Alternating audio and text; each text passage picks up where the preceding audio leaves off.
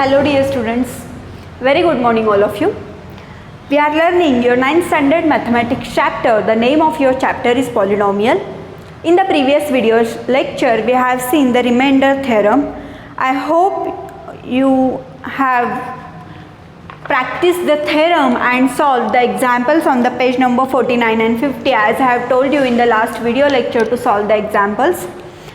Remainder theorem is what I am reading. If there is a relation between value of px is equal to minus a into 1, that p of minus a is a remainder when px is divided by x plus a. Okay, when we dividing any polynomial x plus a, then the value of that polynomial or the remainder of that polynomial is equal to what? Is equal to the value of px when we put the value of x is minus a. Okay, now we will see the factor theorem today. I hope you have practiced the remainder theorem very well, because in the next video lecture we are probably going to solve the practice set. So if these two theorems are very clear to all of you, then and then only we can solve that the practice set. See, I am going to explain the factor theorem. If 21 is divided by 7, then the remainder is 0. We know that. Okay, this is very simple. Nothing can be simple than that if you don't know how to divide.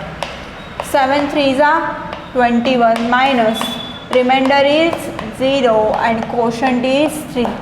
Here you can say that the process of division is complete. Okay, why it is complete? Because remainder is 0. Probably remainder is 0, so the process is complete.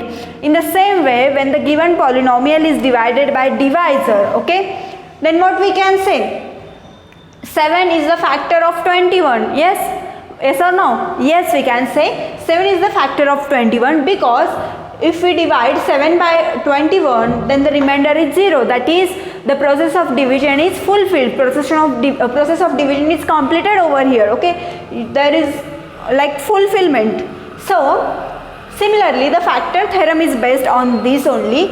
In the same way, when the given polynomial is divided by divisor polynomial and the remainder is 0, then we can say the divisor polynomial is the factor of dividend polynomial. What is meant by dividend and divisor? I have told you so many times. These are the very basic concepts. Dividend, divisor, quotient and remainder. You have to keep in your mind. You have to fix it. That is what is meant by dividend, divisor, quotient and remainder. I will explain this theoretical factor theorem later. First we will see practically. We will see the example for first. See, if p of x is any of the polynomial, the polynomial is x raised to 3 plus 4x minus 5. Okay, so what we will put? We have to divide the polynomial by x minus a. Okay, this is something like this. Okay, we have to divide it by x minus a.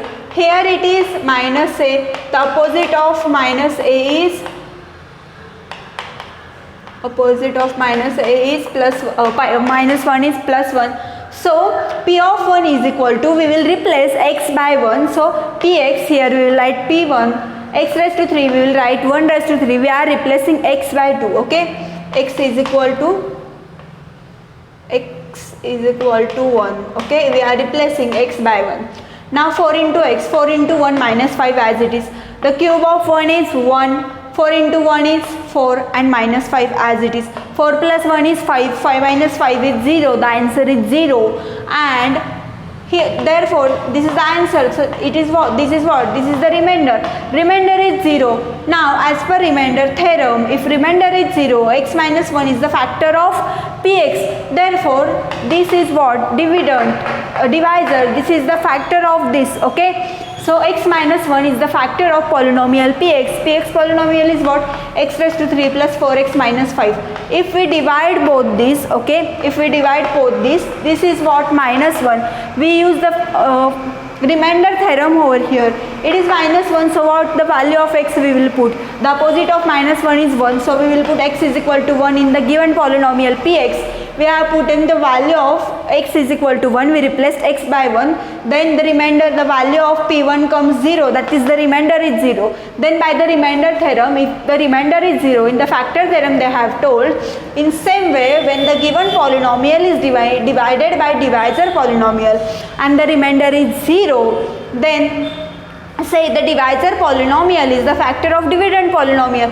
That's why the divisor polynomial is what?